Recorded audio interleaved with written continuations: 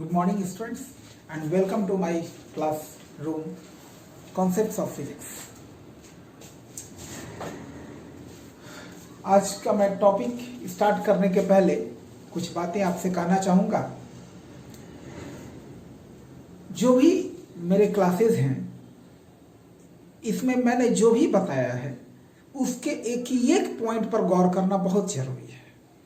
अगर कोई बात स्किप हुआ या वीडियो देखते समय किसी बात पर आपने ध्यान नहीं दिया तो आप इसके महत्व को नहीं समझ पाएंगे, इस टॉपिक को अच्छे से नहीं समझ पाएंगे, फिजिक्स को आप नहीं जान पाएंगे।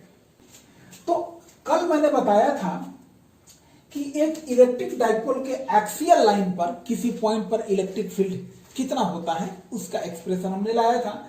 आज हमें लाना है electric field eight A point on the equatorial line of the electric dipole. यानी ये इलेक्ट्रिक डाइपोल है -q + q और इक्वेटोरियल लाइन मतलब इस डाइपोल को मिलाने वाला जो लाइन है इसका परपेंडिकुलर बाइसेक्टर, यानी इस लाइन को हम लोग कहेंगे equatorial line.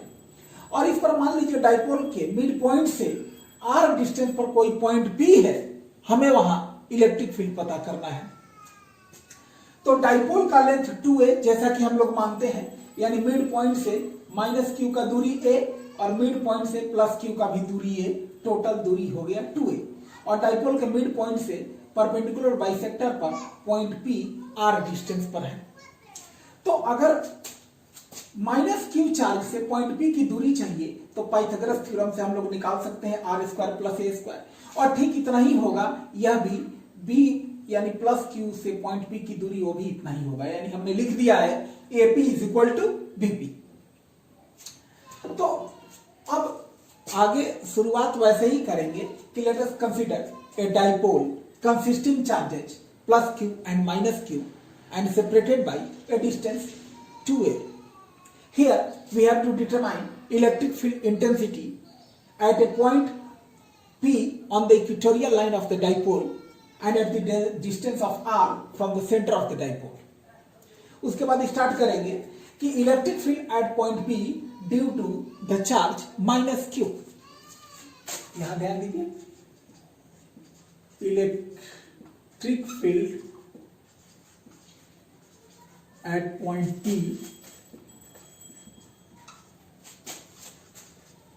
Due to the charge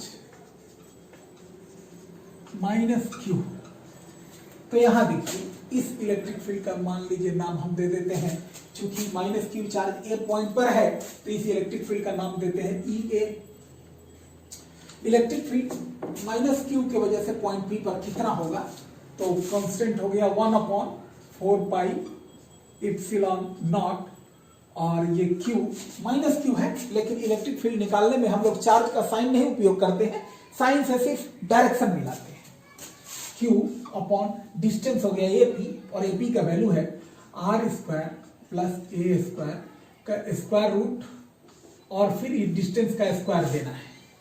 तो स्क्वायर देना है तो स्क्वायर रूट कैंसिल आउट हो जाएगा, तो डायरेक्टली हम लिख देते हैं r² + a²। और अब चूंकि ये -q है तो इसके वजह से इस पॉइंट पर इलेक्ट्रिक फील्ड इनवर्ट्स होगा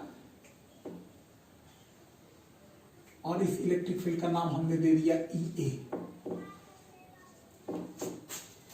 और यहां पे लिखते हैं डायरेक्शन along PA। अब उसके बाद ऐसे ही स्टार्ट करेंगे, electric field at point P due to the charge +q। वो हो गया +q की वजह से, चूंकि +q पॉइंट P पर है तो EB = तो ये भी चार्ज q ही है, तो 1/4πε0 q upon r² + a²।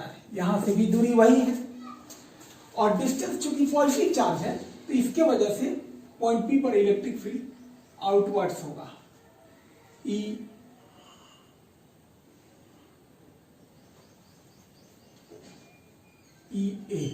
EB। और ये दोनों इलेक्ट्रिक फील्ड का देखिए तो मैग्नीट्यूड बराबर ही है, सिर्फ डायरेक्शन अलग है। ये का डायरेक्शन इस तरफ along PA और EB का डायरेक्शन along BP, EB का direction along BP, along BP। अब नेट इलेक्ट्रिक फील्ड हमें लाना है, तो नेट इलेक्ट्रिक फील्ड हम लोग ला सकते हैं वेक्टर सम जो हम लोग करते हैं 11th क्लास में पैरेललोग्राम लॉ से। और एक दूसरा भी नियम है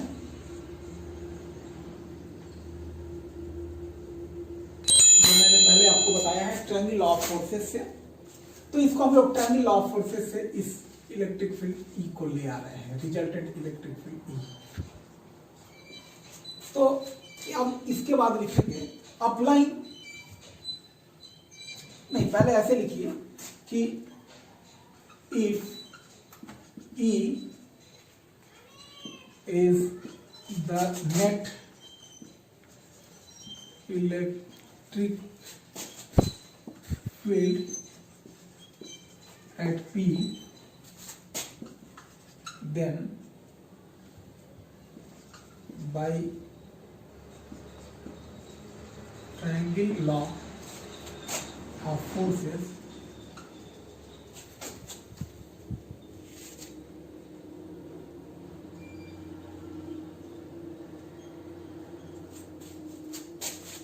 तो अब जरा ध्यान दीजिए, by triangle law of forces on applying triangle PAB। तो इसमें देखिए कि ये रिजल्टेंट इलेक्ट्रिक फील्ड E किस साइड के अलोंग या पैरेलल है, BA। तो आप लिखेंगे E divided by BA is equal to, अब ये लिखिए EA, ये किस साइड के अलोंग है, PA। और अब लिखेंगे EB, ये साइड है BP। तो चाहे आप इन दोनों को लेके इक्वेशन बना ले या इसको और इसको लेके इक्वेशन बना ले, क्योंकि E और EB दोनों का तो मैग्नीट्यूड बराबर ही है, तो हम इन दोनों को ले लेते हैं। अब यहां से लेने पर E का वैल्यू ले आना है, तो EA into BA by PA। अब इसके बाद कुछ नहीं करना, बहुत ही सिंपल है। अब देखिए EA की वैल्यू, EA और EB दोनों बराबर ही है, किसी का उठा के रखते हैं आप, वो वैल्यू यहां रख देंगे और BA के जगह पर 2A और PA के जगह पर PA, PA के जगह पर ये R की वैल्यू रखेंगे, यानी R की वैल्यू जो हमने यहां ले आ रखा है। चूंकि यहाँ PA को, हाँ चलिए वही कोई बात नहीं। अब देखिए यहां वैल्यू रखते हैं, EA के जगह पर हमने रख दिया 1/4 pi epsilon not Q divided by R square plus A square. और BA की वैल्यू हो गई, BA की वैल्यू 2A और डिवाइडेड बाई, फिर उसके बाद PA की वैल्यू हो गई, PA की वैल्यू ये हुआ, यानी कि R square plus A square, R square plus A square और रूट। अब यहां देखिए आप इजीली समझ सकते हैं कि 1/4 पाई इप्सिलॉन नॉट और Q इंटू 2A होता है dipole moment P divided by, और इन दोनों का कैलकुलेशन करेंगे तो R square plus A square का पावर 3/2। मेरे ख्याल से ये क्लियर आप समझ रहे होंगे, यहाँ पावर 1 और यहाँ पावर 1/2 मिलकर के 3/2 हो गया। ये फाइनल एक्सप्रेशन हो गया हमारा।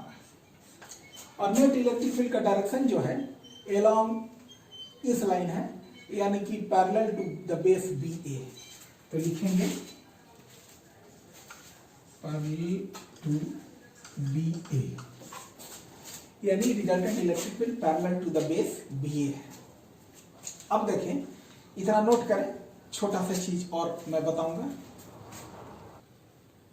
अब देखिए, अब इसमें एक केस है कि if R is greater than A, कहने का मतलब है कि जिस पॉइंट पर हमें इलेक्ट्रिक फील्ड पता करना है वो डाइपोल के सेंटर से बहुत बहुत दूर है। इट मीन्स कि ये जो लेंथ A है, यानी डाइपोल का लेंथ 2A है, उसका जो लेंथ है इस R के सामने निग्लिजिबल है। यानी कि तो ऐसे केस में ये इलेक्ट्रिक फील्ड हम लोग ला देंगे 1/4πε0 P डिवाइडेड बाई और ये r² और a को हम लोग नेग्लेक्ट कर देंगे और बाहर पावर 3/2। तो ये कैलकुलेशन हो गया 1/4πε0 P बाई r³ इस केस के लिए ये रिजल्ट हो गया, यानी if r is greater than a। इसको नोट कर लें। आज मैं इतना ही बताऊंगा। ये टॉपिक इलेक्ट्रिक डाइपोल में थोड़ा सा और बाकी है जो मैं कल चर्चा करूंगा। धन्यवाद।